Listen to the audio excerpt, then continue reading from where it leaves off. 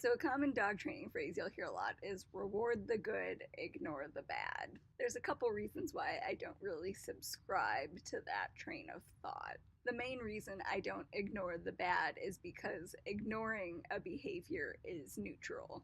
So, when you say to reward the good and ignore the bad, you're acting on the belief that dogs only do things for praise. They're only doing something to get a reward from you. And that's not true. Dogs do things for a ton of different reasons.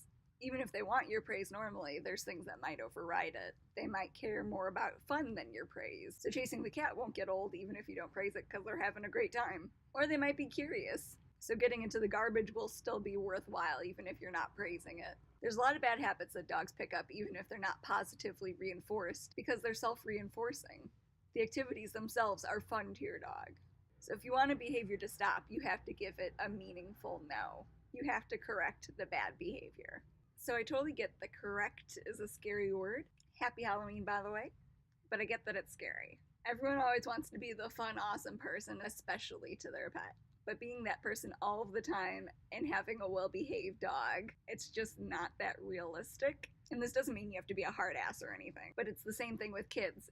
If you spend their whole lives never once saying no, the chances of them turning into a nightmare child are pretty high. And it's the same thing with dogs. And that's what, like, this concept of corrections isn't anything new. They happen all the time in nature. So, if your dog sticks its nose in a beehive and gets stung by a bunch of bees, that's a correction. Your dog's not going to stick its nose in a beehive again. Dogs correct each other during play if the other dog's playing too rough. If a dog runs at full speed into a glass door, it's probably going to pay a little more attention to thresholds. But these moments that teach your dog to pay attention happen all the time on their own. So don't be afraid about making them happen when they matter. I just want you guys to remember that no is just like 1% of a dog's day. Most of the time we're doing fun stuff and reinforcing good behaviors, but sometimes you have to say no. These 1 moments of a dog's day aren't awesome because you don't want them to be. Jumping on grandma shouldn't be awesome. Eating cat poop shouldn't be awesome.